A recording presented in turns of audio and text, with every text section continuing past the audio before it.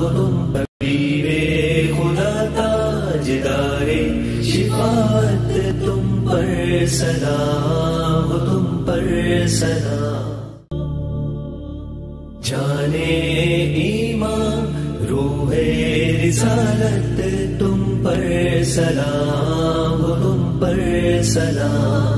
हबीबे खुदा ताजदारे शिफाअत तुम पर सलाम हो तुम पर सलाम। जाने ईमान रूहे रिसालत तुम पर सलाम हो तुम पर। हबीबे खुदा ताजदारे शिफाअत तुम पर सलाम हो तुम पर सलाम। जाने ईमान रूहे रिसालत तुम पर सलाम हो तुम पर सलाम। हबीबे खुदा ताजदारे शिफाअत तुम पर सलाम हो तुम पर सलाम। जाने ईमान रूहे रिसालत तुम पर सलाम हो तुम पर सलाम।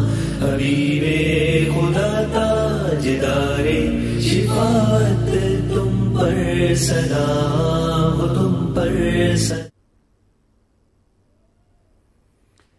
बिस्मिल्लाहिर्रहमानिर्रहीम। अस्सलामु अलैकुम वरहमतुल्लाहि वबरकातुहू। मैं अपने तमाम मुअज़्ज़िज़ अपने पीर भाइयों, अपने मुरीदों, अपने शागिर्दों और जो लोग मेरे साथ इस रूहानी सफ़र में शामिल हैं और जो लोग सूरह कुरैश का एक लश्कर का हिस्सा हैं और वो आम लोग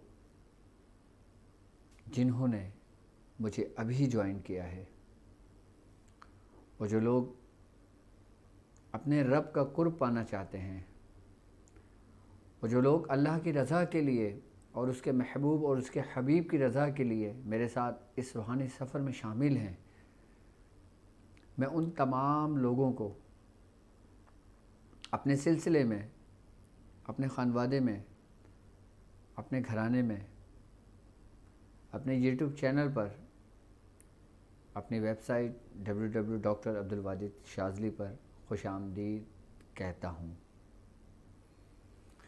और उम्मीद करता हूँ कि आप तमाम लोग खैरियत से होंगे।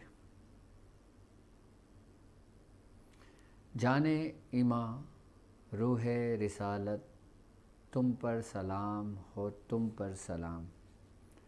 हबीबे खुदा ताजदारे शफाअत तुम पर सलाम हो तुम पर सलाम। अल्हम्दुलिल्लाह, हमारा ये कामयाबियों का सफ़र और हमारा ये मुबारक और एक रूहानी सफ़र कि हम ने जिसको माह रबीउल अव्वल की खुशी में जाने ईमान के नाम से एक सिलसिला शुरू किया जो यकुम रबीउल अव्वल से लेकर 12 रबीउल अव्वल तक, यूँ तो दिल करता है कि हम इसको पूरे महीने ट्रांसमिशन को अपनी जारी रखें कि जिस तरह हमने माह रमज़ान में अपने इस ट्रांसमिशन को, कामयाब रमज़ान को हमने मुकम्मल किया, लेकिन मसरूफ़ियत और कुछ ज़रूरियात ज़िंदगी में और कुछ ख़िदमात में आप लोगों की बहुत ज़्यादा मसरूफ़त होने की वजह से तो हम ये ट्रांसमिशन सिर्फ़ और सिर्फ 12 रबीउल अव्वल तक ही करेंगे। और अल्हम्दुलिल्लाह आज हमारी 5वीं ट्रांसमिशन जारी है। आज की ट्रांसमिशन के अंदर जो हमारा मौजू है वो कल से मिलता जुलता है कि जिस तरह कल हमने जिन्नात के बारे में गुफ्तगू की, आज हम उन्हीं जिन्नाती बीमारियों का ज़िक्र करेंगे कि जिससे हर इंसान मुतासिर होता है और लाज़मी मुतासिर होता है। और वो बीमारियां क्या हैं और उन बीमारियों ने हमें अंदर से किस तरह खोखला कर दिया है, और वो कौन सी बीमारियां हैं कि जो दीमक की तरह हमारे वजूद को चाट जाती हैं। आज हम उस बीमारियों का जिक्र भी करेंगे और फिर हम उसका इलाज भी बताएंगे। यकीनन कुछ बीमारियां ऐसी हैं कि जो हमारे वजूद से जिनका ताल्लुक़ है, लेकिन हम ये कहते हैं कि वो जिन्नात की तरफ से बीमारियां मंसूब होती हैं, मुंसलिक होती हैं। इसको हम शयातीनी जिन्नात भी कह दें तो इसमें कोई शक नहीं, क्योंकि सबसे ज़्यादा जो हमारे जिस्म के अंदर बीमारियां पैदा होती हैं वो शयातीनी जिन्नात ही की बदौलत पैदा होती हैं। कल जिस तरह हमने ज़िक्र किया कौम जिन्नात पर सरकार दो आलम सल्लल्लाहु अलैहि वसल्लम की रहमत हुई, और बिल्कुल इसी तरह आज की ट्रांसमिशन में हम जिक्र करेंगे कि उन शयातीनी जिन्नात पर भी सरकार दो आलम सल्लल्लाहु अलैहि वसल्लम का गज़ब हुआ जब वो सरकश हुए, जब वो आप पर ईमान नहीं लाए। और जो कौम जिन, जो लोग सरकार दो आलम सल्लल्लाहु अलैहि वसल्लम पर ईमान लाए, उन पर रहमत हुई, और जो ईमान नहीं लाए, सरकशी की, डटे रहे, उन पर गज़ब हुआ।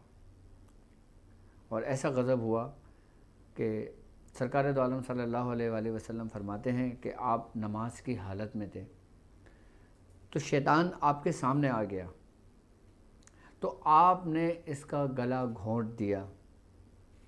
आप फरमाते हैं कि अपने हाथ पर उसके लौब की ठंडक को मैंने महसूस किया। अब आप ये देखें कि अल्लाह रब्बुल इज़्ज़त ने शैतान से और उन शयातीनी जिन्नातों से सरकार दो आलम सल्लल्लाहु अलैहि वसल्लम को किस तरह बचपन से लेकर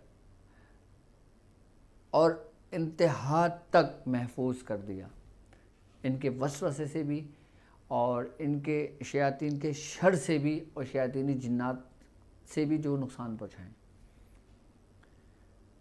सबसे पहले मैं आप सरकार दो आलम सल्लल्लाहु अलैहि वसल्लम की ज़िंदगी से ही इसका मैं आगाज़ करता हूँ कि आप ये देखें कि जो मोहर नबूवत थी वो सरकार दो आलम सल्लल्लाहु अलैहि वसल्लम की पुश्त पर यानी कि कंधे पर थी।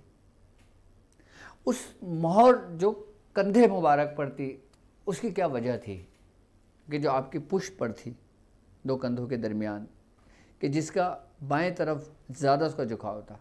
कहते हैं बुजुर्गान दीन फरमाते हैं कि जो मोहर नबूवत जो थी वो कबूतर के अंडे के बराबर थी जो उसका साइज़ था।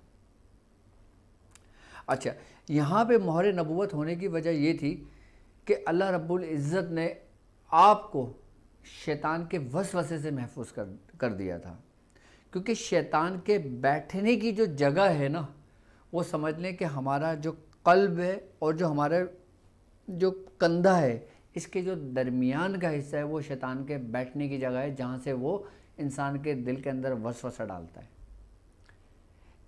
एक हिकायत है, हज़रत उमर बिन अब्दुल अज़ीज़ से हिकायत है कि एक शख्स ने बारगाह इलाही में सवाल किया कि या इलाहुल आलमीन, शैतान के बैठने की जगह कौन सी है?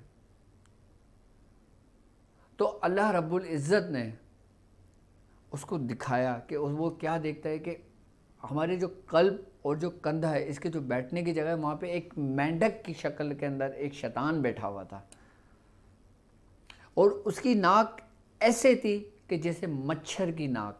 ये हिकायत मैं आपसे बयान कर रहा हूँ कि उसकी नाक ऐसी थी जैसे मच्छर की नाक, कि जिसके ज़रिए वो शैतान इंसान के कल्ब के अंदर बैठकर वसवसा डालता है। और जो वसवसा जो डालते हैं ये भी शैतान ही की बीमारी है। अच्छा, इसकी इब्तिदा जो होती है ना, वो ये समझ लें कि हमारे वज़ू करने से होती है। कहते हैं कि जब हम वज़ू करते हैं ना, तो यही शैतान जो हमारी पुश्त पर बैठा होता है, ये वसवसा डालता है हमारे अंदर।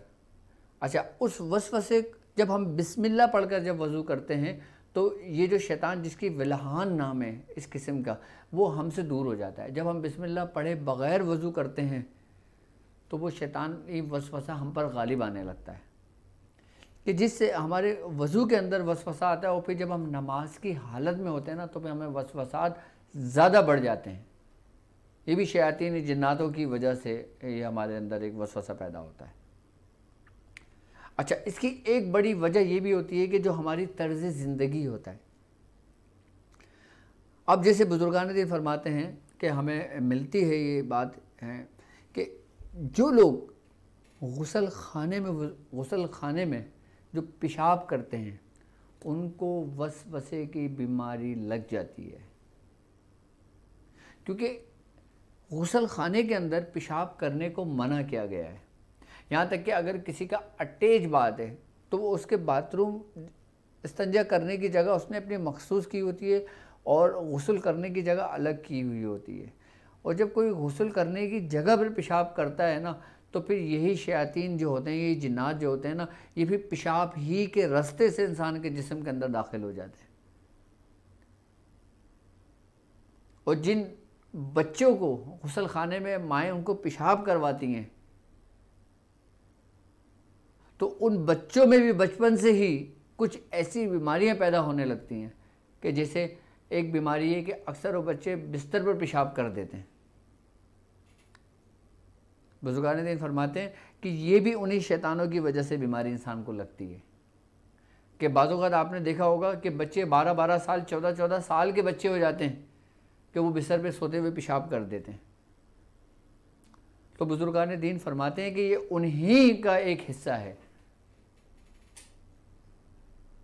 और यही जो जिन्नाती बीमारियां हैं ये हमारी एक कोताहियों की वजह से होती है। जो मकसद एक हमारी नज़र में अगर देखा जाए तो एक नॉर्मल रूटीन की अगर बात मैं कहूँ तो अक्सर लोग इस बात का ख्याल नहीं करते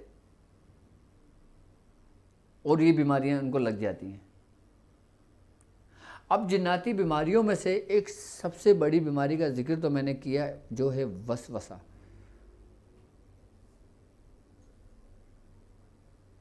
और एक बीमारी शैतानी जिन्नाती बीमारी है जिसको आम लफ्ज़ों में कहते हैं कि बवासीर। अच्छा, बवासीर के बारे में भी ये बात है कि ये भी जिन्नातों की बीमारियों में से एक बीमारी है, जिसके अंदर इंसान को बाथरूम के ज़रिए खून आने लगता है। अब उसका रीज़न मेडिकल कुछ भी आपसे कहे कि आप आंतों में खुश्की की वजह से हो जाता है, आंतों में इन्फेक्शन की वजह से हो जाता है, बाज़ औक़ात हमारे वॉशरूम की जगह पर सुद्दे पड़ जाने की वजह से भी हो जाता है, मस्से बन जाने की वजह से भी हो जाता है।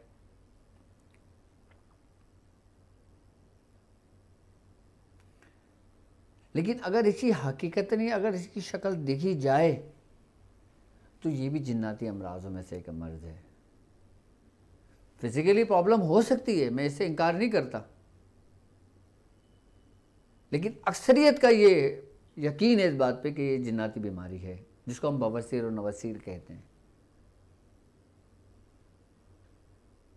अच्छा, ये भी उस जगह पे लगती है इंसान को कि जब इंसान किसी वीराने के अंदर फरागत हासिल करता है यानी कि वो सफ़र कर रहा है, अब उसको हाजिर हुई वॉशरूम की, अब उसको कोई वॉशरूम नहीं मिलता, वो कोई ऐसी जगह पे बैठ जाता है जहाँ कोई वीरान सी जगह होती है। अब जब वो उस जगह पे बैठ जाता है और जब वहाँ से फारिग होता है तो जब वहाँ के जो शयातीनी जिन्नात होते हैं ना तो फिर वो उस रास्ते से उसके जिस्म के अंदर दाखिल हो जाते हैं। अच्छा, ये बिल्कुल जरासीम की सूरत इख्तियार रखते हैं। क्यों?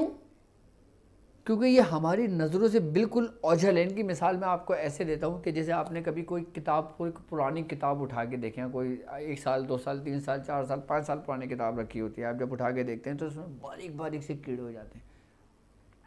जब उसको गौर से देखें तो उसमें आपको हरकत सी नज़र आती है कि कितने लतीफ़ होते हैं वो कीड़े। बिल्कुल इसी तरीके से उन जरासीम की सूरत में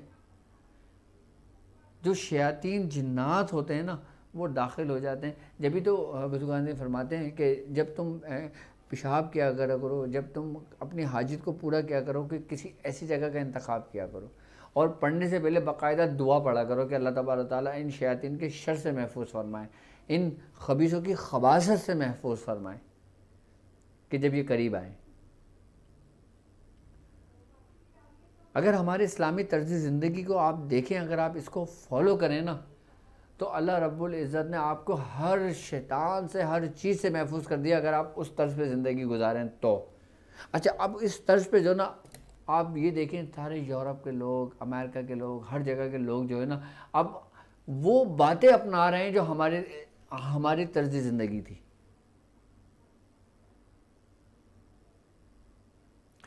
तो ये जो बवासीर की बीमारी होती है, अच्छा जो पेशाब के ज़रिए, जब गुस्सा खाने में जब इंसान पेशाब करता है या किसी वीरान जगह पे पेशाब करता है या कोई खड़े होकर पेशाब करता है, जिसे पेशाब की छींटों से नहीं बचता, पेशाब की छींटों पे लग जाती हैं, तो उसके अंदर जो बीमारी पैदा हो जाती है ना, इसका भी एक नाम है जिसको सुजाक कहा गया है, कि जिसमें से इंसान को पेशाब के रास्ते पीप आने लगती है।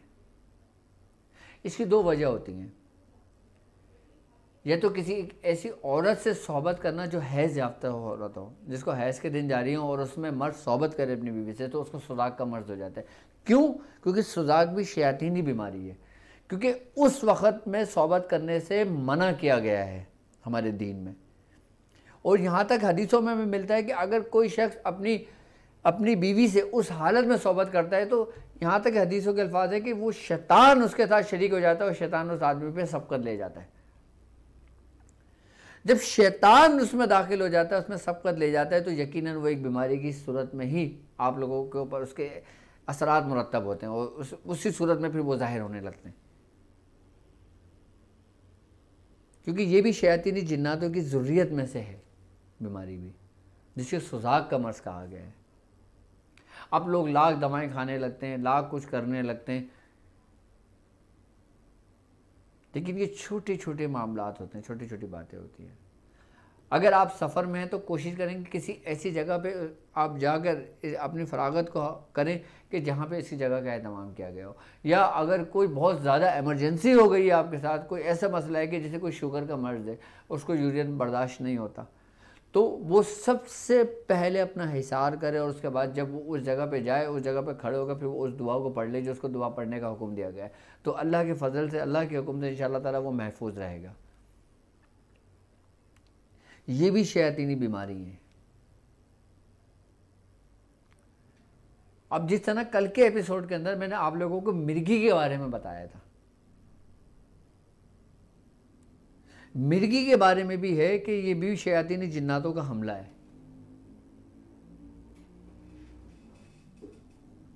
और एक औरत के अंदर एक बीमारी हो जाती है, वो भी इन शयातीनी जिन्नातों की वजह से बीमारी होती है, जिसको कहते हैं इस्तिहादा। यानी कि जब औरत को अमूमन जो शरीयत के जो दिन होते हैं उसके, कि वो 7 दिन होते हैं, 5 दिन होते हैं, किसी के 4 दिन होते हैं, किसी के 7 दिन होते हैं, लेकिन 7 दिन के बाद भी उसके खून जारी रहता है। तो बुजुर्गान दीन फरमाते हैं कि जिस औरत को मतवातिर ये मर्ज रहे तो ये इस्तिहादा इस बीमारी को कहते हैं, और कहते हैं कि ये भी शयातीन जिन्नातों की बीमारियों में से एक बीमारी, एक अलामत है बाकायदा तौर पर।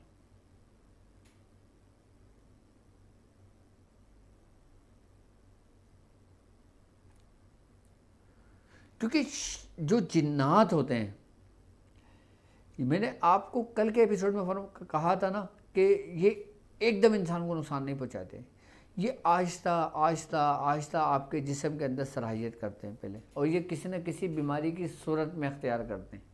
उसके बाद जाके फिर ये एक तरीके से पूरा ज़ाहिर होते हैं, फिर वो पूरा ज़ाहिर हो जाते हैं फिर वो बीमारी की सूरत में।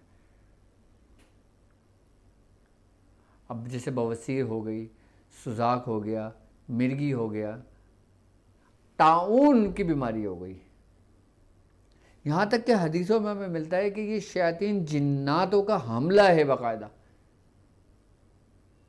जो चूहे की वजह से पैदा होती है।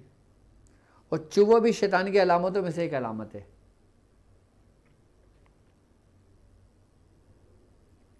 अच्छा, ये बीमारियां अगर हम इनको नज़रअंदाज करते हैं, अगर हम इसका इलाज नहीं करते या हम इसका इलाज नहीं करवाते, तो फिर यही जिन्नाती बीमारियां फिजिकली बीमारियों में सूरत इख्तियार कर लेती हैं, और फिर ये ऐसी सूरत इख्तियार कर लेती हैं, फिर हम मेडिसिन खाते रहते हैं, उसके बाद फिर हमारे जिस्म का जो हाल होता है उसका फिर अल्लाह ही मुहाफ़िज़ होता है। बिल्कुल इसी तरीके का वाक़या अभी की बात है, मेरे एक पेशेंट हैं, वो कनाडा में होती हैं, लेडीज़ हैं, तकरीबन इस बात को भी तकरीबन 2 महीने हो गए। वो लेडीज़ बताती हैं कि जब मेरे साथ ये कैफियत होती है, जब ये दिन मेरे ऊपर आते हैं, तो हर शब रात के वक़्त मेरे कमरे में ऐसा मुझे महसूस होता है, ऐसा फ़ील होता है मुझे कि जैसे इंसान को सख्ती की हालत हो जाती है, कि इंसान कोशिश करना चाहे हाथ उठाए हाथ ना उठे, पैर उठाना चाहे पैर ना उठे, अगर कुछ हरकत करना चाहे हरकत ना हो, बोलना चाहे बोल ना सके। और वो कहती है कि फिर मुझे ऐसा फ़ील होता है कि जैसे कोई मखलूक है जो मुझे उस कंडीशन के अंदर यूज़ कर रही है और मैं कुछ नहीं कर पाती, और मैं इस हाल में हूँ, उस तकलीफ़ और अज़ियत में हूँ कि मैंने दुनिया भर में इसका इलाज करवा लिया कि डॉक्टर साहब आप मुझे इसका हल बताएं कि इसका हल क्या है। मैं अच्छा, ये सिर्फ होता उसी वक्त में, उसी दौरान है, और बाकी दिनों में बिल्कुल नॉर्मल हालत होती है मेरी। लेकिन ये इतनी शिद्दत की होती है, कि जब मेरे दिन करीब आने वाले होते हैं ना, तो मैं डरती हूँ, मैं खौफ करती हूँ, मैं बाकायदा दुआएं करती हूँ, मैं दुआएं पढ़ती हूँ, लेकिन कुछ भी मुझको फ़ायदा नहीं होता इससे। फिर उस लेडीज़ को मैंने सूरह कुरैश पढ़ने का हुक्म दिया। फिर मैंने सूरह कुरैश उसको एक ख़ास तादाद में बताई, और मैंने कहा कि जब ये दिन शुरू हो तुम्हारे, तो तुम ये इस तरीके से ये अमल करना। मैंने उसको कुछ एक नक्श भेजा, और मैंने उनसे कहा कि इसका प्रिंट आउट निकाल लेना आप अपने पास, और आप इसको अपने तकिए के सरहाने रख देना, और एक नक्श आपने अपने दोनों पैरों पे बांध लेना जब ये कंडीशन आपकी शुरू हो।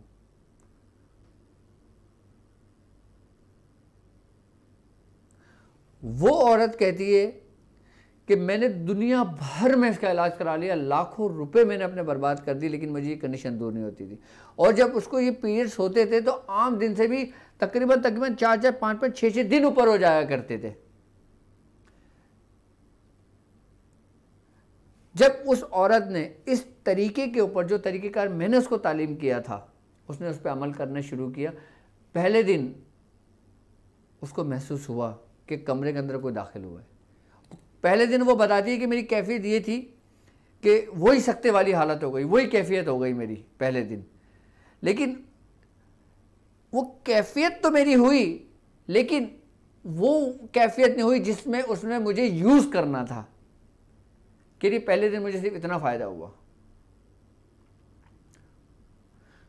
कि फिर दूसरे दिन मेरी ये कैफियत थी कि मैं हाथ को हिला सकती थी, ज़ुबान से बात कर सकती थी, एकदम वो भी ठीक नहीं हुई कि तावीज़ बांधा वो ठीक हो गई, वो भी भाग गया जिन, ऐसा भी नहीं था,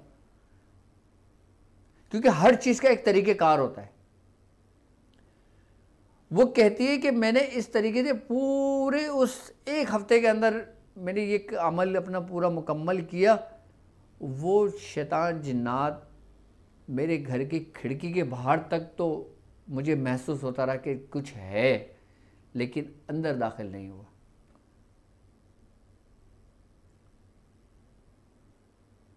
कहने लगी कि क्या है, आपने तो सिर्फ मुझे प्रिंट आउट निकालने को कहा है, मैं तो सिर्फ सूरह कुरैश पढ़ रही हूँ, जबकि इससे पहले तो मैं पूरी सूरह बकरा पढ़ लिया करती थी, मैं सब कुछ कर लिया करती थी।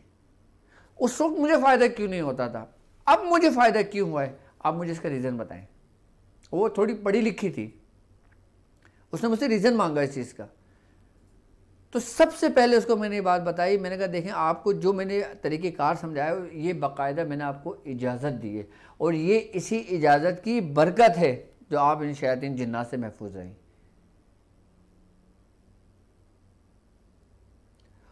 और वो अब अल्हम्दुलिल्लाह हमारे इस रूहानी सफ़र में शामिल हैं, और हो सकता है वो भी सुन रही हूँ, वो भी देख रही हूँ, उनका नाम नहीं मैं ले सकता। उनका थोड़ा वक्त लगा काम होने में, पूरा मुकम्मल होने में, लेकिन वो इस चीज़ से उनको निजात मिल गई कि वो इनके जिस्म को भी छू सकता था।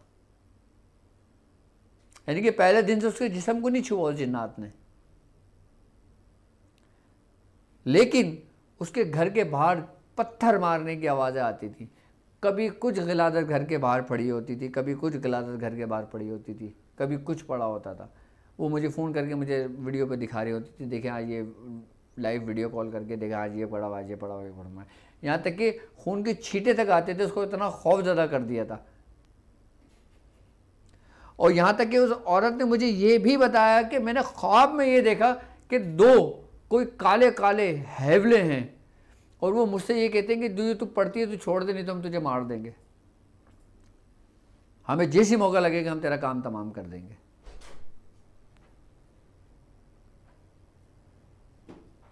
यही शैतान जिन्नात बाकायदा तौर पे इन्हीं जो बीमारियों से मैंने आपको बताई है, वो फिर इस कंडीशन के अंदर भी ये मामलात होते हैं। अल्लाह तबारक ताला खैर इससे महफूज रखने वाला है। लेकिन एक ख़ास बात है सूरह कुरैश में, जो लोग सूरह कुरैश की रस्सी को मजबूती से थाम के रखते हैं, चाहे वो 70 बार ही आम लोग पढ़ते हैं और चाहे लोग 313 बार ही सूरह कुरैश पढ़ते हैं, लेकिन ये ज़रूर है कि ये पढ़ने से जो ना कोई भी जिन्नात, चाहे वो कितनी ही पावर्स और ताकत क्यों ना रखता हो, यहाँ तक कि हमारे बुजुर्ग फरमाते हैं कि अगर वो किसी कौम का सरदार जिन्नात भी हो, कोई बादशाह जिन्नात भी हो, वो भी आपके जिस्म को नहीं छू सकता, क्योंकि ये सूरह कुरैश की बरकत है, ये उसकी इजाज़त की बरकत है और ये सूरह कुरैश की रूहानियत की बरकत है। क्योंकि ये एक ऐसी बरकत है कि अल्लाह रब्बुल इज़्ज़त ने सूरह कुरैश पढ़ने वाले को इन तमाम मखलूक़ात के शर से खुद महफूज कर दिया और ख़ुद अल्लाह रब्बुल इज़्ज़त ने इसका हिसार बांध दिया।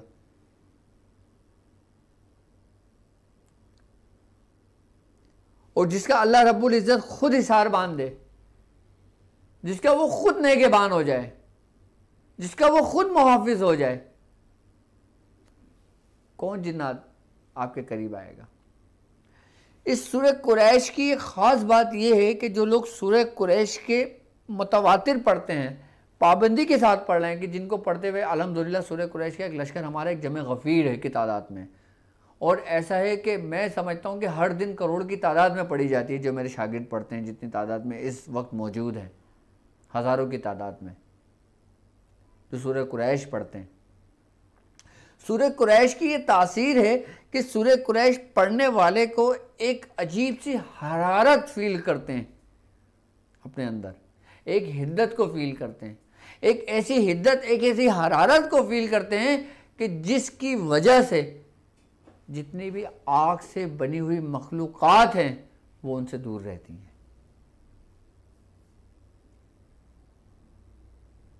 लेकिन अगर जो लोग सूरह कुरैश के बाकायदा तौर पे अमल कर लें और इसके आमिल, आज मैं इसका आमिल बनने के इसके तरीक़ेकार समझाऊंगा, और जो लोग मेरे साथ सूरह कुरैश का इस लश्कर का हिस्सा हैं उनके लिए भी इसमें सबक है, उन लोगों के लिए भी है कि जो लोग मेरे साथ इस सफ़र में शामिल हैं। तो सूरह कुरैश पढ़ने से आप तमाम शयातीनी मखलूक़ात से, जिन्नात से, जादू से, हर चीज़ से महफूज हो जाते हो। यहाँ तक कि अगर आपका घर मुतासिर हो चुका है और आप वो पढ़ना शुरू करेंगे, एकदम कुछ नहीं होगा, लेकिन आहिस्ता आहिस्ता आपके घर से उसके असरात ज़ाइल होने शुरू हो जाएंगे। और जो लोग सूरह कुरैश का बाकायदा, अच्छा मैं जो अमल बताऊंगा सूरह कुरैश का, वो सिर्फ वो लोग करेंगे जो मेरे साथ इस रूहानी सफ़र में शामिल है, कि जिन लोगों ने 70 बार पढ़ी, 313 मरतबा पढ़ी, 1111 मरतबा पढ़ी और फिर 1900 की तादाद मुकम्मल की।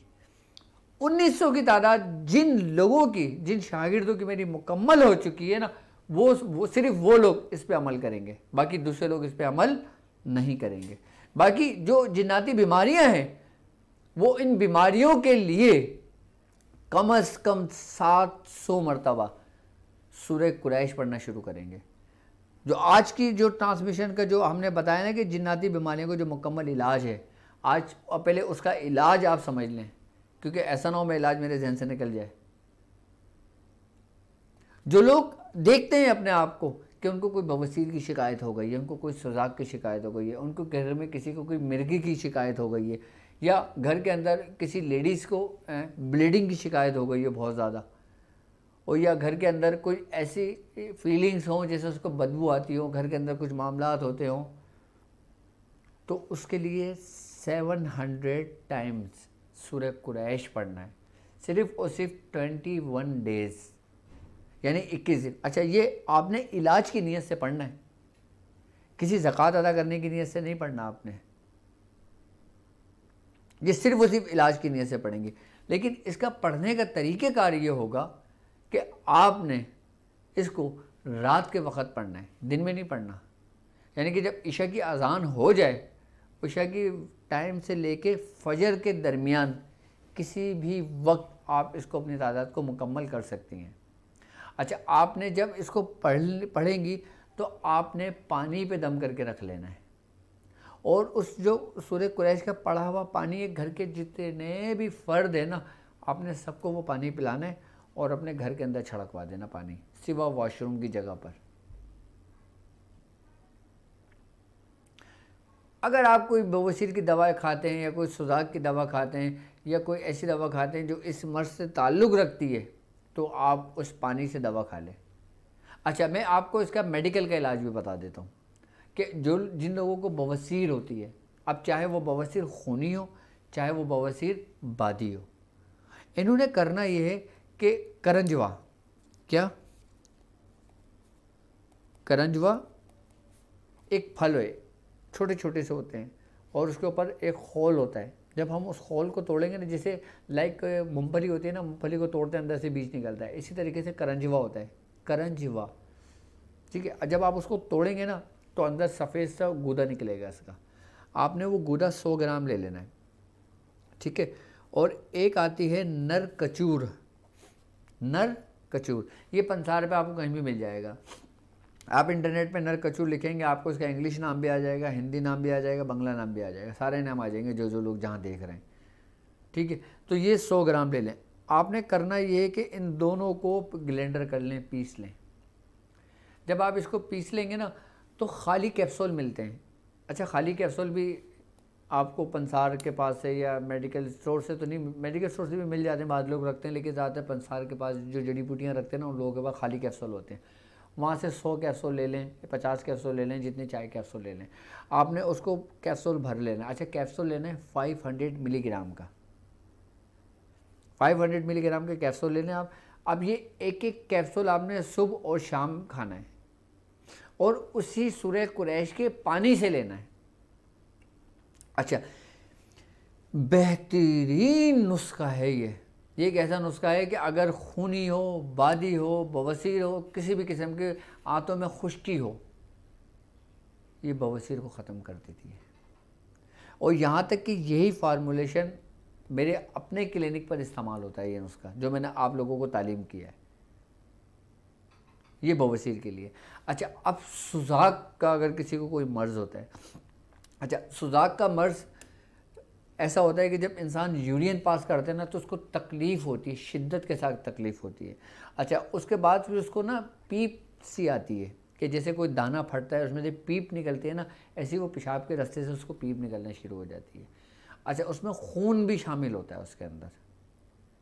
अच्छा, इसका रूहानी इलाज तो यही है कि सूरह कुरैश पढ़ें और फलीदा सुलेमानी को याद रखिएगा कि फलीदा सुलेमानी भी आपने जिस तरीके से कल की मैंने एपिसोड में आपने बताया था ना कि 11-11 करके उसको निकाल लें। आप यकीन करेंगे अगर आपने फलीदा सुलेमानी को सिर्फ समझ लिया ना और सूरह कुरैश को समझ लिया, आपको तीसरी मैं ये बात आपको कह सकता हूँ कि किसी चीज़ की ज़रूरत नहीं पड़ेगी आपको। ये दो चीज़ें एक ऐसी बरहना तलवार है ना कि इसके ज़रिए इस कायनात के अंदर जो कुछ आप चाहें वो कर सकते हैं और मुमकिन है।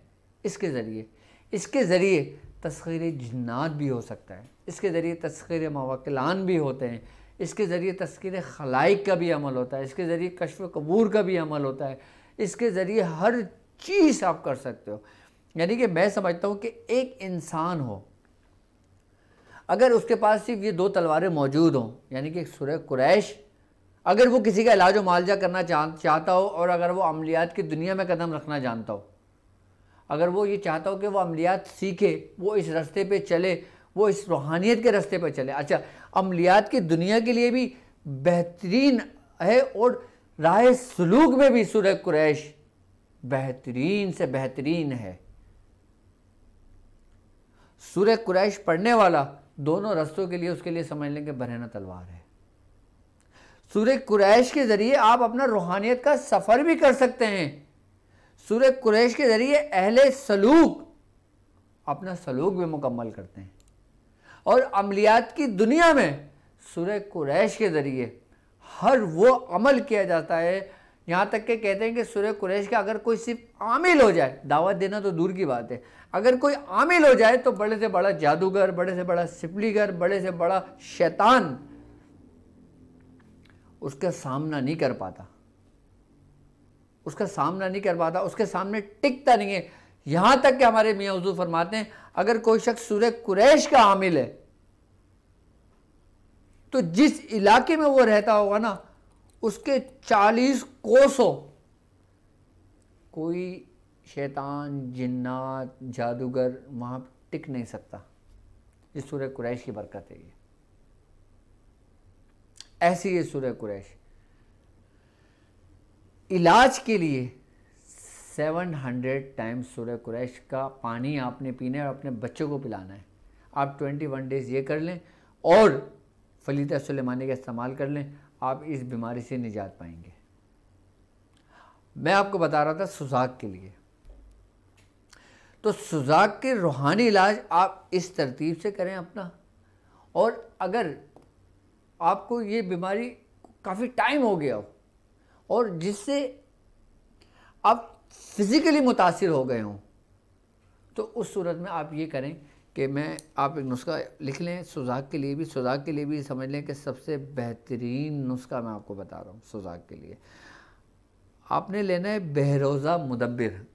अच्छा, बहरोज़ा समझते हैं ना, आपको मिल जाएगा आसानी के साथ, लेकिन सबसे पहले आपने उसको मुदब्बिर कर लेना है। ठीक है, आपने बहरोज़ा मुदब्बिर कर लेना है। ये आपने लेना है 100 ग्राम बहरोज़ा। आपने लेना है फिटकरी बिरियाँ। अच्छा, जो नॉर्मली फिटकरी होती है ना, आपने ये सामान नहीं करना।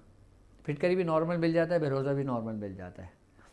अच्छा, फिटकरी आपने लेना है 100 ग्राम फिटकरी भी, ठीक है, लेकिन फिटकरी को आपने खील कर लेना है, यानी कि बिरियाँ कर लेना है। अब आम लोगों को बिरियाँ नहीं पता है बिरियाँ कैसे करते हैं। अब बहरोज़ा मुदब्बिर नहीं पता है बहरोज़ा किस तरीके से खील किया जाता है, बहरोज़ा किस तरह मुदब्बिर किया जाता है। ठीक है, जो लोग ये काम जानते हैं, जो अब जाहिर सी बात है हमारे इस रूहानी सफ़र के अंदर कुछ हकीम भी शामिल हैं, कुछ डॉक्टर्स भी शामिल हैं और कुछ दूसरे उससे भी रखने वाले लोग शामिल हैं। फिटकरी आप तवा लें या कोई पतीला ले लें, उसमें डाल दें और चूल्हे के ऊपर रख दें, वो पूरी पिघल जाएगी। जब पूरी पिघल जाएगी आप चमचा चला के उसको उतार लें, जब खुश कर लेंगे ना तो वो एक फूल जाएगी। तो इसको कहते हैं कि ये फिटकरी बिरियाँ हो गई। आपने इन दोनों को मिला देना है। इन दोनों को मिलाने के बाद जितना इसका वज़न होगा उतनी आपने मिश्री मिला देना है, इसमें उतनी आपने मिश्री मिला देना है। और फिर आपने ½ टीस्पून यानी कि आधा चमचा सुबह शाम खाना शुरू कर दें। जो पेशाब के रास्ते जो पीप आती है ना, ये आना बंद हो जाती है। खून जो होता है ना, खून आना बंद हो जाता है। ये भी नुस्खा हमारे अपने क्लिनिक पर मौजूद है। मैं आपको वो नुस्खेजात बताता हूँ, वो नुस्खेजात बता रहा हूँ जो बाकायदा तौर पे हमारे इस्तेमाल में है, हम लोगों को देते हैं बाकायदा तौर पर। अच्छा, ये तो हो गया उन जिन्नाती बीमारियाँ कि जिनकी ट्रांसमिशन में आज हमने जिक्र किया और उसका इलाज बताया। कल की ट्रांसमिशन में हमने फलीता सुलेमानी का जिक्र किया था और फलीता सुलेमानी के ज़रिए बाकायदा शैतान जिन्नातों को जलाने के तरीके बताए थे। अब यानी कि अब जब आप फलीता सुलेमानी उस तरीके से बांध के सोओगे, जब अपने जिस्म में मल के जलाएंगे ना, तो जो जिन्नात होगा ना वो भी जल जाएगा। अच्छा, अब अगर किसी के जिस्म के अंदर जिन्नात मौजूद है, अब उसकी हाज़िरी हो रही है, एक तो ना बीमारी की सूरत है, एक है उसके जिस्म के अंदर मौजूद है, और वो बात भी कर रहा है, लोगों को गुमराह भी कर रहा है, उस सूरत में क्या किया जाए, उस वक्त उस जिन्नात को कैसे निकाला जाए, उस वक्त उस शैतान जिन्नात को कैसे भगाया जाए या कैसे जलाया जाए। उसका तरीक़ेकार ये होगा कि आपने सबसे पहले आप उस मरीज़ के पास बैठ जाएं। बैठने के बाद आप अपने सूरह कुरैश को अपने दिल के अंदर ही उसको विर्द में रखें और याद रखिएगा कि ज़र्रा बराबर भी आपके अंदर डर व खौफ नहीं होना चाहिए, क्योंकि आप जो कलाम पढ़ रहे हो ना उसने आपके अंदर का तमाम खौफ निकाल दिया, आपका डर निकाल दिया है। अब वो सूरह कुरैश पढ़कर मैं आसान सा तरीक़ेकार समझा रहा हूँ कि अब जैसे मिसाल तौर पर अचानक किसी के साथ कोई मामला हो गया, अब वो आधी रात किस बाबा को ढूंढेगा, आधी रात किसको फ़ोन करेगा वो, और पता नहीं सही जगह पे फ़ोन करता है नहीं करता है या कहीं गलत हाथों लग जाता है। तो इसलिए बेहतर ये है कि किसी को फ़ोन करने से बेहतर है आप ख़ुद इस तरीक़ेकार को, जो नॉर्मल आम तरीक़ेकार है लोगों के लिए उसकी इजाज़त है, वो अपने घर में ख़ुद कर लें। आई बस समझ मौलवी जिनको फिर मैं इसकी डीपली तरीका समझाऊँगा, जो मौलवी हैं जो मेरे साथ इस सफ़र में चल रहे हैं, जो बाकायदा इसके अमल कर रहे हैं, उनको फिर मैं पूरा एक ऐसा वाज़ेह तरीक़ेकार समझाऊंगा कि जिसके ज़रिए वो देखेंगे भी, बात भी करेंगे, सब कुछ करेंगे, जलाएंगे भी, मुआहिदा भी करेंगे, कौलो करार भी करेंगे, सब कुछ करेंगे, क्योंकि ये हमारी ख़ास क्लासेस का हिस्सा है। अब यहाँ तो जाहिर सी बात है मैं आम अपनी क्लास ले रहा हूँ, अपना लेक्चर ले रहा हूँ, अपनी ट्रांसमिशन कर रहा हूँ, जिसमें सब आम लोग भी शामिल हैं और ख़ास लोग भी शामिल हैं, हर किस्म के लोग शामिल हैं। लेकिन जो आम लोगों के लिए जो तरीक़ेकार है ना, वो उससे आम भी इस्तेफ़ादा हासिल करेंगे और जो ख़ास हैं वो भी उससे फ़ायदा उठा सकते हैं। लेकिन मैं ख़ासकर ऐसी ट्रांसमिशन के अंदर जो मैं यूट्यूब पे करता हूँ उसकी मैं आम तरीक़ेकार इससे समझाता हूँ ताकि हर आम बंदा उससे फ़ायदा उठा ले, वरना तरीक़ेकार तो बहुत हैं, बहुत हैं। तो आम लोगों के साथ अगर अल्लाह न करे कोई ऐसा वाक़या मामला पेश आ जाए तो सबसे पहले उस मरीज़ के ऊपर 7 दफ़ा सूरह कुरैश पढ़ के दम कर दें। अगर कोई लेडीज़ हैं तो लेडीज़ के बाल की एक लड़ी अपने हाथ में पकड़ें और सूरह कुरैश पढ़ के उसके ऊपर गिरन लगा दें उसके बालों के अंदर, वो बन जाएगा जो शैतान जिन्नात या कोई भी जिन्नात उसके वजूद के अंदर होगा। अब वो बंध गया, अब वो अंदर ही रहेगा, अब वो निकलेगा नहीं, क्योंकि आपने उसका हिसार बांध दिया, उसको अंदर बांध दिया उसके वजूद के अंदर, उसके बाल के ज़रिए आपने पढ़ कर दिया। ठीक है, अब आपने करना ये है कि पानी का गिलास अपने सामने रखना है और फलीता सुलेमानी जो मैंने समझाया वो अपने हाथ से लिखना है। अच्छा, अब उसको प्रिंट आउट नहीं करना, अब उसको देख कर लिखना है, उसको बनाना है। बनाने के बाद आपने करना ये है कि उसको फोल्ड कर लेना है और थोड़ा सा सरसों का तेल आपने अपने पास रख लेना है, बिल्कुल ज़रा सा एक कटोरी के अंदर सरसों का तेल रख लेना उसको आप, बिल्कुल आई बस समझ में। और उसके बाद आपने करना ये है कि जब आप उसका फलीता बना लेंगे, फलीता मैं बताऊँ तो फलीता बनाना तो आता होगा, लेकिन जो आम लोग हैं उनको समझाना ना थोड़ा सा मुश्किल हो जाता है कि हम कैसे बनाएंगे। कोई कागज़ देना मुझे, है कोई कागज़? ये उठा दो मुझे, ये उठा दो, ये रखा हुआ, अरे ये है ना, हाँ, कि जैसे आपने फलीता सुलेमानी, ये फलीता सुलेमानी आपने पर्चे पे लिख लिया, ठीक है। अब आपने इसको इस तरीके से फोल्ड करना है ऐसे, इसको कहते हैं फलीदा बनाना।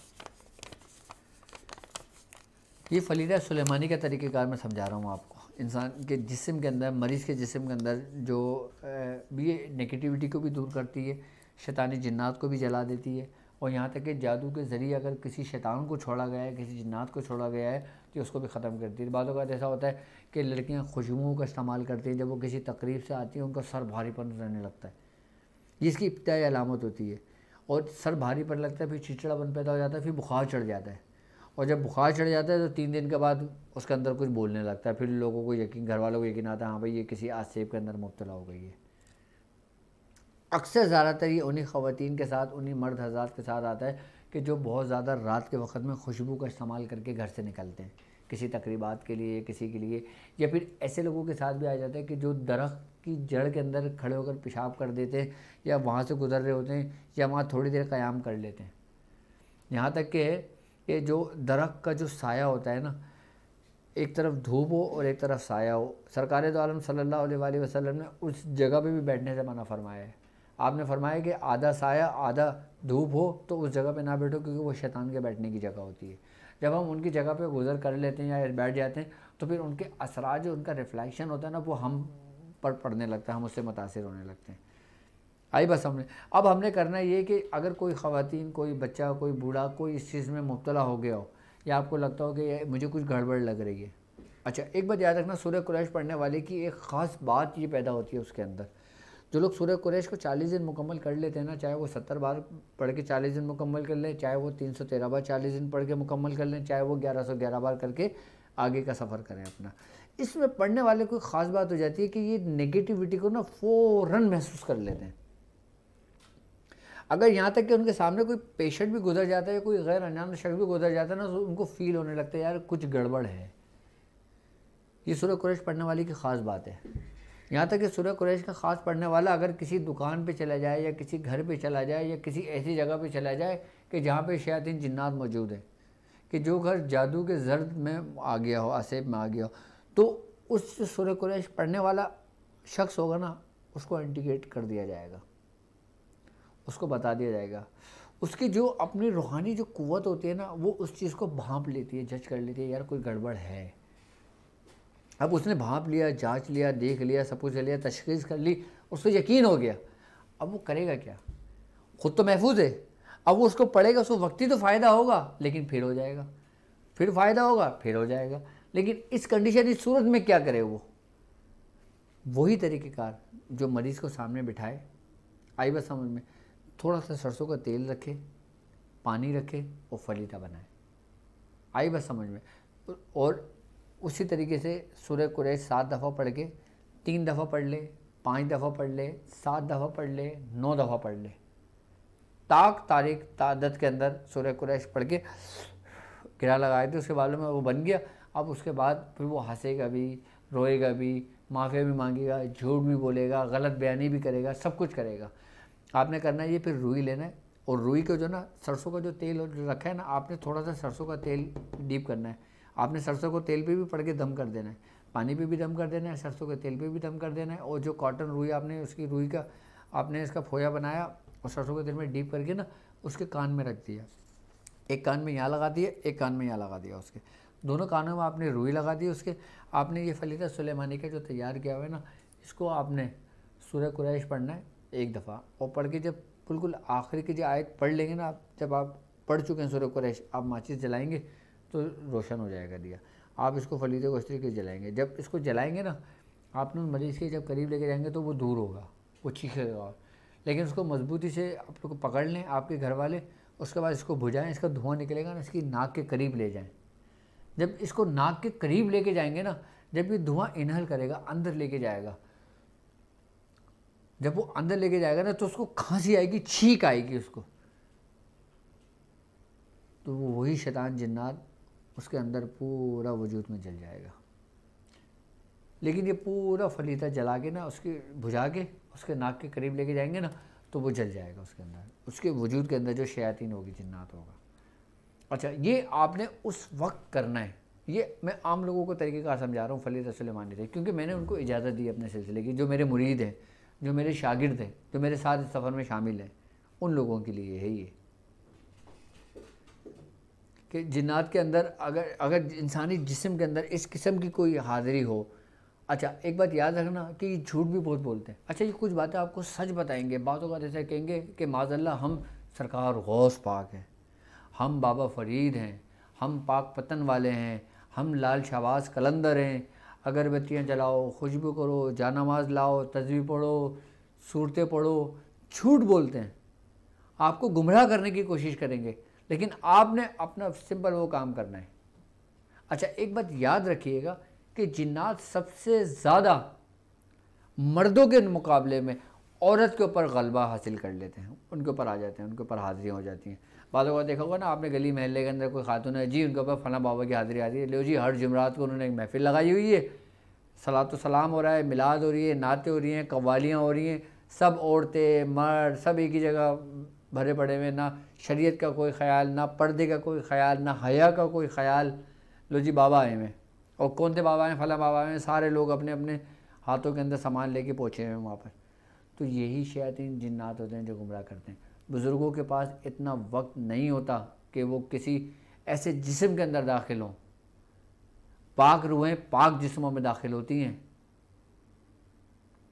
ऐसे जिस्मों में दाखिल नहीं होती कि जिनको गुस्ल करने का तरीका भी नहीं पता होता और वो फिर बाबाएं बन के बैठ जाती हैं।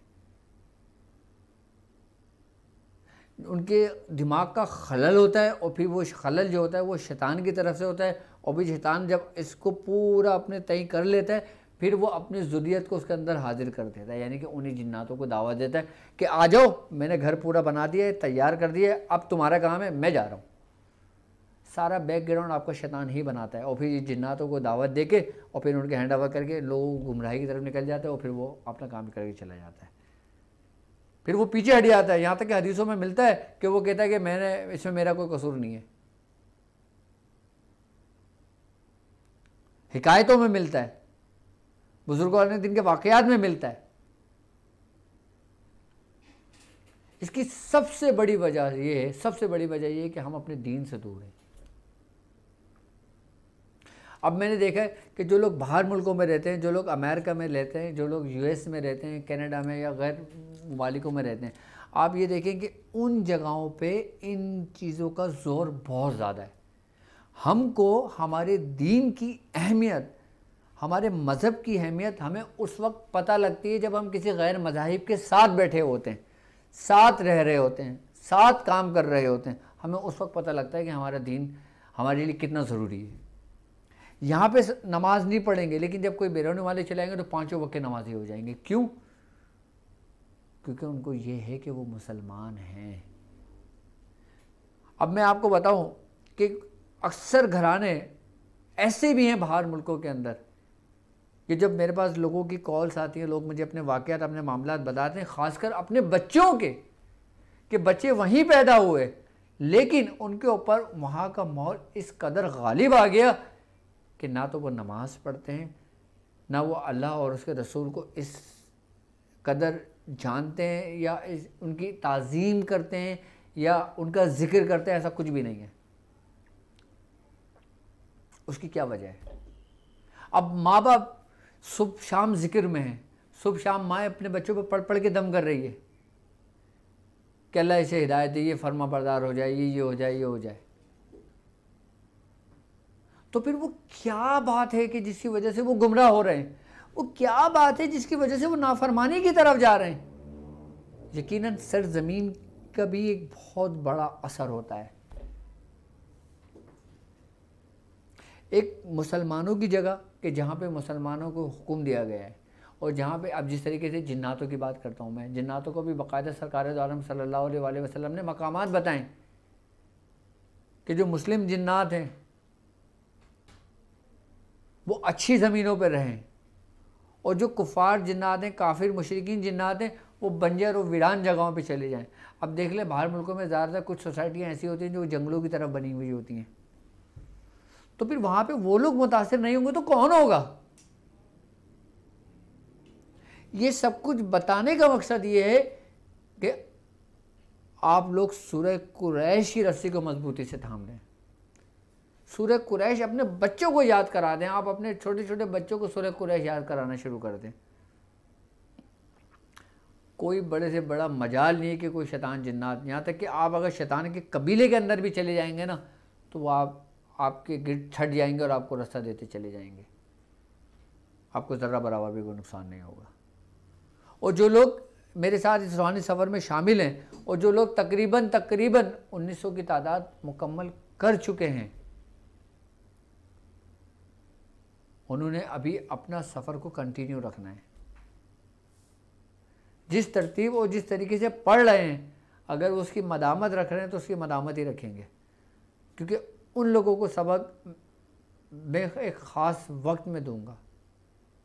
मेरा दिल था आज की ट्रांसमिशन में कि मैं आप लोगों को बताऊं, लेकिन फिर वही बात है ना कि जो लोग 313 बार पढ़ लेंगे फिर वो बोलेंगे कि हम भी ये करना चाहते हैं, क्योंकि ये जो सबक होगा ना ये आप लोगों के लिए एक इतना अहम होगा कि आप इसके लिए ये समझ लें कि एक ऐसी होगी कि जैसे एक बरहना तलवार। ये सिर्फ और सिर्फ उसकी इजाज़त उन्हीं लोगों की होगी जो 1900 की तादाद मुकम्मल कर चुके होंगे। मेरे ख़्याल से इस हफ़्ते के अंदर वो लोग मेरे साथ इस सफ़र में शामिल हो जाएंगे। जो लोगों का सफ़र मामला थोड़ा सा पीछे रह गया था लेकिन वो पूरा कर रहे हैं उसको, क्योंकि मैं अपने तमाम मरीज़ों की एक्टिविटी पर नज़र रखता हूँ और मैं देखता हूँ कि कौन किस तरीके से मेहनत कर रहा है, क्योंकि यही हमारे बुज़ुर्गों का तरीक़ेकार है। अब यही ट्रांसमिशन हमारी वेबसाइट, अब टाइम इतना वक्त तेज़ी से गुजरता है, पता ही नहीं लगता कि वक्त कैसे और कब गुजर गया। अब हमें लाइव कॉल भी कर सकते हैं, अपने मसाइल भी हमसे शेयर कर सकते हैं। और एक बात याद रखिएगा, हमारी ट्रांसमिशन ऐसी होती है कि मेरा भी दिल नहीं करता कि मैं इसको राब्ता मुनक़ता करूं, लोगों की कॉल्स लूँ, क्योंकि आप लोगों की कॉल्स भी बहुत आ रही होती हैं मेरे पास।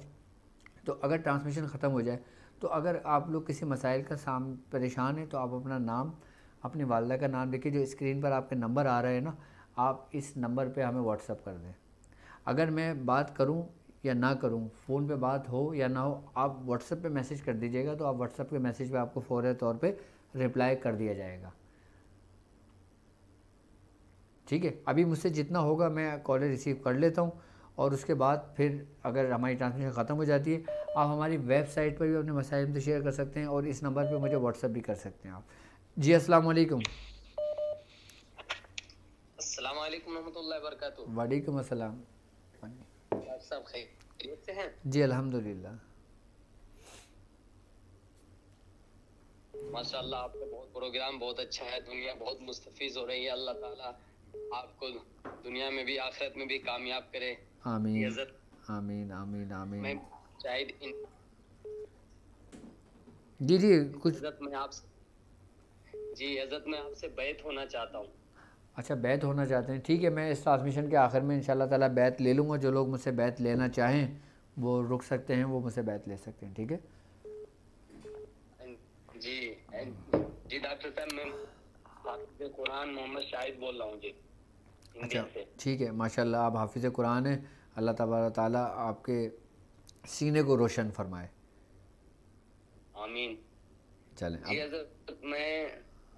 जी मैं एक मसले में बहुत परेशान हूँ काफ़ी दिनों से। आप जल्दी बोलिए, क्योंकि और प्रोग्राम लोग भी मुस्तकिल कॉल पर मौजूद हैं इस वक्त। जी हजरत, मैंने बताया था आपसे पहले कि वो मुझे परेशानी था ना अज़ुए तनासुल पे, उसके लिए मैंने 21 दिन वो अमल किया, मगर उससे मुझे कम फ़ायदा हुआ। मैं जो पढ़ाई कर रहा हूँ जी हजरत, उससे मुझे फ़ायदा हो रहा है। ठीक है, आपने फलीदा सुलेमानी का इस्तेमाल करना शुरू कर दें, ठीक है, तो इंशाअल्लाह ताला इस मर्ज़ से आप निजात पा लेंगे, क्योंकि ये मर्ज़ भी शैतानी जिन्नातों का एक मर्ज़ होता है, उसी की तरफ से होता है। जी अस्सलाम वालेकुम। वालेकुम अस्सलाम डॉक्टर साहब, कैसे हैं आप? ठीक ठाक? अल्हम्दुलिल्लाह अल्हम्दुलिल्लाह। जी मैं हैदर जमान बात कर रहा हूँ लाहौर से। जी उस्मान साहब, कैसी तबीयत है आपकी? हैदर जमान अच्छा हैदर जमान साहब, जी जी बोलिए बोलिए। तो एज 28 साल है सर। मैं आपका ये जो शो है यूट्यूब चैनल, मैंने बिल्कुल स्टार्ट से पहली वीडियो से देखना स्टार्ट किया हुआ है, डॉट वाली प्रैक्टिस से, मेडिटेशन के हवाले से। ओके। तो सर अभी तो मैंने आपसे एक पर्सनल इजाजत तलब करनी है, हालांकि आपने बड़ी आम इजाजत दी हुई है, आप बड़ा अच्छा लोगों को गाइड कर रहे हैं। मैं मियां हुजूर साहब की वीडियोस देखता रहता हूँ। तो कल रात को मुझे ख्वाब में ऐसा, फिर मैं बड़ा गुनाहगार बंदा हूँ, कल रात को मुझे ख्वाब में मियां हुजूर साहब की ऐसे जियारत हुई है, और वो मुझे अस्तगफिरुल्लाह पढ़ा रहे थे, और मैंने जैसे रात को ख्वाब में अस्तगफिरुल्लाह का मैं वेट कर रहा था। ठीक है। और आपकी मैंने वीडियोस देखी हैं, जैसे सोहबत वाली है कि यूट्यूब की वीडियो से भी इंसान सोहबत ले सकता है, बिल्कुल। कि वलीउल्लाह की सोहबत में रहना चाहिए। तो आपकी वीडियोस देख देख के मुझे ऐसा लगता है कि जैसे आपकी सोहबत का असर हो रहा है, और मैं अपने आप में अच्छा पॉजिटिव फील कर रहा हूँ। तो एक तो मुझे सर आपके साथ इस रूहानी सफर में चलने की इजाजत चाहिए। ठीक है, दूसरा, मुझे सूरह क्रैश की भी इजाजत दें। बिल्कुल मेरी तरफ से आपको इजाज़त है। गाइड कर दें जैसे भी आप चाहें। मैं ठीक है यूट्यूब पे ठीक है आपको लाइव ठीक है, मेरी तरफ से आपको इजाज़त है। सूरह कुरैश की आप 313 मरतबा 40 दिन इसको मुकम्मल करेंगे, फिर मुझसे रब्ता करेंगे, ठीक है। और बाकी डॉट वाली प्रैक्टिस की भी आपको इजाज़त है, आप डॉट वाली प्रैक्टिस को भी कंटिन्यू रखें, ठीक है। अच्छा, आप अपने वालेकुम सलाम, आप अपने मोबाइल में जो ट्रांसमिशन देख रहे हैं इसकी वॉइस को स्लो कर दें। आप जो मेरी ट्रांसमिशन देख रहे हैं, टेलीविज़न पे देख रहे हैं, मोबाइल पे देख रहे हैं, उसकी वॉइस को बंद कर दें। अच्छा जी क्या कह रहे हैं? जी अब बोलिए।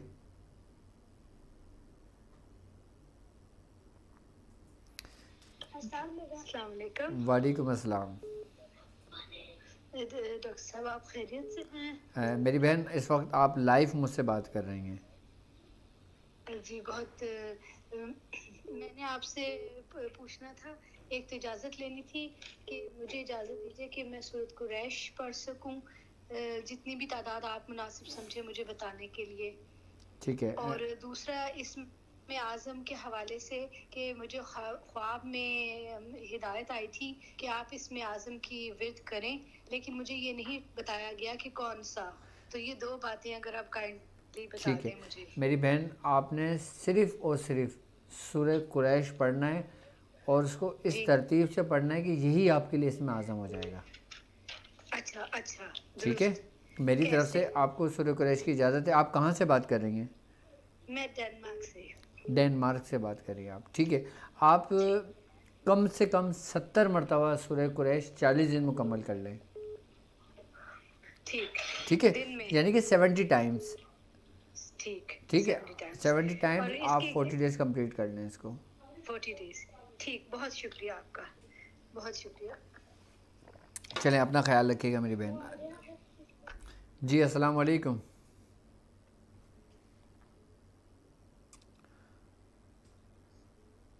अच्छा, अभी आप ये देखें कि इंशाल्लाह ताला अभी हमने सिर्फ अपने ट्रांसमिशन में सिर्फ एक ही नुस्खा, दो नुस्खे बताएं, लेकिन जब हमारी हिकमत का नूर जब कोर्स शुरू होगा ना, जो हम लोग करवा रहे हैं इंशाल्लाह, करवाएंगे इंशाल्लाह, जो बहुत जल्दी अनकरीबी शुरू होगा, अभी इसका एडमिशन ओपन है, तो उसके अंदर बाकायदा हम इन्हीं दवाओं को, इन्हीं अज्जाओं को आपके सामने रख कर उसको समझाएंगे कि ये अज्जा ये है, इसकी मिजाज ये है, इसका फ़ायदा ये है, इसको इतना डालेंगे तो आपको ये फ़ायदा होगा, अगर हम इसको कम कर देंगे तो इसका नुकसान ये होगा, अगर हम इसकी मिक़दार में इतना बढ़ा देंगे तो फिर ये नुकसान होगा, ये फ़ायदा होगा।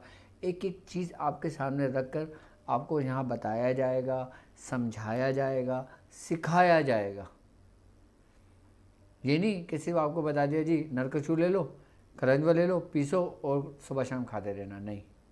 ये तो एक आम सी ट्रांसमिशन है जिसमें आपको जो तरीक़ेकार होता है बताया जाता है, लेकिन जब मैं आपको सिखाऊंगा हिकमत के नूर में हर मर्ज़ का इलाज, रूहानी और जिस्मानी और इन शयातीनी जिन्नातों की बीमारियों का इलाज, तो वो समझ लें कि सब कुछ आपके सामने रखा होगा और सामने आप लोग ख़ुद देखेंगे, ख़ुद बनाएंगे और ख़ुद उसका इस्तेमाल करेंगे। और ये मखसूस क्लासेस होंगी हमारी, ये हर आम बंदे के लिए नहीं है ये कोर्स। जी अस्सलाम वालेकुम। और इस कोर्स की अगर मालूमात लेना चाहते हैं तो हमारी वेबसाइट www.drabdulwadishadli.com पर आप ले सकते हैं, और यही पूरी ट्रांसमिशन आप हमारे वेबसाइट पर भी देख सकते हैं। आप हमसे वहाँ भी अपने मसाइल शेयर कर सकते हैं। अगर तफसीली बात करना चाहें तो मेरे अपॉइंटमेंट भी वहाँ पे बुक कर सकते हैं। मेरी वेबसाइट पे अपॉइंटमेंट का एक ऑप्शन है, जो लोग तफसीली मुझसे बात करना चाहते हैं तो वो अपॉइंटमेंट ले लें। इंशाल्लाह ताला उनको नेक्स्ट डे या जैसे भी हमारा कोई टाइम फ्री होगा तो मैं उसमें इंशाल्लाह ताला उनसे बात कर लूँगा इंशाल्लाह। और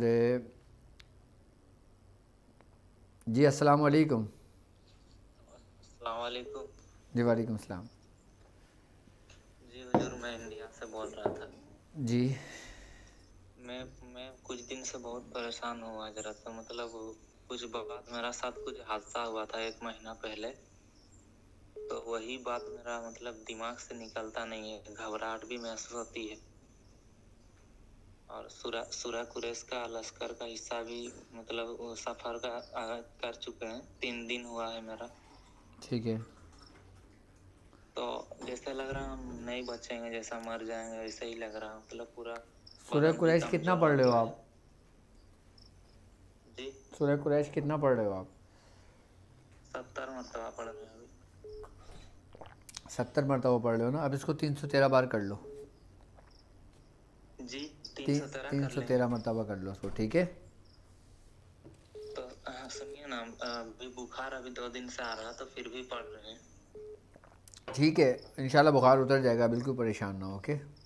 और चेहरे पर दाग के लिए तो 313 से शुरू कर दें आप। 313, ठीक है। 313 मतलब अभी से शुरू कर दें? हाँ हाँ बिल्कुल, आप कर दें, आज से कर दें। मुसर्रत जबी, जी हुजूर। ठीक है, मुसर्रत जबी का कमेंट से कि चेहरे पर दाग है, दुआ बता दें। ठीक है। अच्छा मेरी बहन, जिन ख़वातीन के चेहरे पर दाग हो, धब्बे हों, झाइयाँ हों, आँखों में बहुत ज़्यादा हल्के हों, या उनके चेहरा फीका पड़ गया हो, या कोई मेकअप यूज़ करके, कोई बेस यूज़ करके उनके चेहरे पे इन्फेक्शन हो गया हो, या उनके दाने हो गए हों, उसके लिए सूरह कुरैश आपने करना इस तरीके से कि आपने वज़ू करना है। वज़ू करने के बाद अपने हथेली पे ना गाय के दूध की मलाई, आपने मलाई अपने सीधी हथेली पे रखना है। आपने सीधी हथेली पे आपने मलाई का 1 चमचा डाल देना है। आई बात समझ में? उसमें थोड़ी सी हल्दी पीसी हुई हल्दी, आपने 1 चुटकी हल्दी उसमें मिला के ना उंगली से ऐसे पैच बना लें उस मलाई का, ठीक है। और उसके बाद आपने 11 मरतबा सूरह कुरैश पढ़ के इस पे दम करना है, और फिर इस हाथ से आपने इस हाथ में ले लेना। अच्छा, इसको बर्तन वर्तन में नहीं रखना है, इसकी तासीर इंसान के स्किन की है, हाथ की है, और हथेली की गर्मी की है। और ये बाकायदा तजर्बात में से मैं आपको नुस्खा दे रहा हूँ। ये आप इसको आप टोटका के लें या नुस्खा के लें या मेरा तजर्बा के लें। आपने इसकी दूध की मलाई होती है ना, दूध की मलाई अपने हाथ पे डालना है, और 1 चुटकी उसमें आपने हल्दी लेके इसको पीसना है, इसके अंदर ही मिक्स करना है। सूरह कुरैश 11 मरतबा पढ़ के इसको दम करना है, इस हथेली में लेना है, और इसी शहादत की उंगली से आपने लेके ना अपनी स्किन के ऊपर अप्लाई कर देना है इसको। अच्छा, ये अमल रात के वक्त करना है, जब आप सोने के लिए बिस्तर पर लेटोगे आप, या मेरे कोई भाई हों, ख़वातीन हो, मर्द हों, सबके लिए आपने यहाँ से लेना है और इस तरीके से इसको अप्लाई करना है। यहाँ से लेके ना पूरे स्किन चेहरे पे आपने उसको इसी तरीके से पूरे आँख बंद करके ऐसे ऐसे अप्लाई करना है। उसको थोड़ी देर के लिए खुला छोड़ दें, खुश्क होने दें, 5, 2, 4, 6 मिनट उसको होने दें। इसके बाद जब वो पूरा खुश्क हो जाएगा ना, आहिस्ता आहिस्ता ऐसे ऐसे ऐसे ऐसे स्किन पे इसको रब करना है, ठीक है। और उसके बाद ठंडे ठंडे पानी से ना, चाहे सर्दी हो या गर्मी हो, आपने ठंडे पानी से मुँह धोना है। और मुँह धोने के बाद ना आपकी स्किन ना सुर्ख सी हो जाएगी, हल्के हल्के से ना उसमें जो सुर्खपन होता है ना वो हो जाएगा। उसके बाद आपने बिल्कुल पुरसुकून होकर सो जाना है। 1 हफ्ता अमल करें, आप देखना कि आपके चेहरे पे किस तरह शादाबी आती है, किस तरह शबाब आपके चेहरे के ऊपर होता है। दाने एकदम तो ख़त्म नहीं होंगे, लेकिन आहिस्ता आहिस्ता कम होते होते ख़त्म हो जाएंगे। और ये एक ऐसी चीज़ है जो आपके घर के अंदर मौजूद है, आपकी किचन में मौजूद है आपके, और नॉर्मली मिल जाती है। आई ना बस समझ में? और जो झाइयाँ पड़ जाती हैं ना, अच्छा बातों का ऐसा होता है कि काले काले से ना धब्बे पड़ जाते हैं, और इस जगह पे धब्बे पड़ने शुरू हो जाते हैं। औरतों में बाजू का ज़्यादा होता है, ये एक एज की वजह से भी होता है, खून की ख़राबी की वजह से होता है, बाजू का लेडीज़ की हार्मोन्स प्रॉब्लम की वजह से होता है, कि जिनके हार्मोन्स मुतासिर होते हैं ना, उनका सबसे पहले चेहरे पे उसके असरात नुमायाँ होने शुरू हो जाते हैं। आई बात समझ में? जो ख़वातीन इस तरतीब उस तरीके से ये करना शुरू करेंगी ना, 1 हफ्ता 10 दिन 11 दिन कर लें, इंशाल्लाह ताला आप अपने चेहरे की ताजगी देख लीजिएगा और नूर देख लीजिएगा इंशाल्लाह। और अब वक्त तो बहुत तेज़ी से गुज़र रहा है, और आप अगर अभी भी लोगों के मसाइल रह गए हों तो वो वेबसाइट पे जाके अपने मसाइल शेयर कर सकते हैं, या आपकी स्क्रीन के ऊपर नंबर आ रहा है 034570700404। आप इस नंबर पे अपना नाम, अपनी वालिदा का नाम, अपने शहर का नाम मुझे व्हाट्सअप कर दें। अच्छा, ये नंबर पर्सनल मेरे पास होता है, मैं ख़ुद आपके व्हाट्सअप चेक करता हूँ, और मैं ऑन द स्पॉट आपको उसी वक्त देख के मैं इंशाल्लाह आपको जवाब दे दूँगा। अब ज़रूरी नहीं कि मैं तमाम लोगों से बात करूँ, आप लोग मुझे व्हाट्सअप मैसेज छोड़ दें, मैं व्हाट्सअप पे आपको जवाब दे दूँगा इंशाल्लाह ताला। और अगर आपका इलाज कोई होगा तो फिर मैं आपको उसका इलाज के तरीक़ेकार आपको मैं समझा दूँगा। आप लोग तमाम लोग मुझे व्हाट्सअप करें, मैं इंशाल्लाह ताला आपको उसका हल बता देता हूँ। और मेरी तरफ़ से जो तरीक़ेकार मैंने समझाया है, जो मेरे मुरीदीन हैं, जो मेरे शागिर्द हैं, उनकी तो आम उसकी इजाज़त है मेरी तरफ़ से। और बैत का जो तरीक़ेकार है, बैत के लिए नियत करना बहुत ज़रूरी होता है। और इसके अलावा जो लोग मुझसे बैत लेना चाहते हैं, जो आम लोग हैं जो मेरे साथ इस रूहानी सफ़र में शामिल हैं, वो वीडियो देखकर भी बैत ले सकते हैं। अच्छा, मैंने सबसे पहली ट्रांसमिशन में इसी माह रबीउल अव्वल में ट्रांसमिशन के एंड में बैत ली है, उसमें कुछ कलमात पढ़ाएँ। आप लोग जो बैत लेना चाहते हैं उस कलमात को दोहरा सकते हैं, उस कलमात को पढ़ सकते हैं, तो आप लोग मेरे रूहानी सफ़र में भी शामिल हो जाएंगे और आपको बैत की बरकतें भी हासिल हो जाएगी। और जो नए लोग हैं जो इस रूहानी सफ़र में शामिल हैं, वो भी बैत ले सकते हैं, उनको भी बैत लेना चाहिए, ताकि इस सफ़र में और मज़ीद उनको बरकतें मिलें। तो अब मुझे आप इजाज़त दीजिए, इस बात पे कि आप अपना बहुत ख्याल रखेंगे। अस्सलामु अलैकुम वरहमतुल्लाहि वबरकातुहू। जाने ईमान रूहे रिसालत तुम पर सलाम, तुम पर सलाम। हबीबे खुदा ताजदारे शिफात तुम पर सलाम।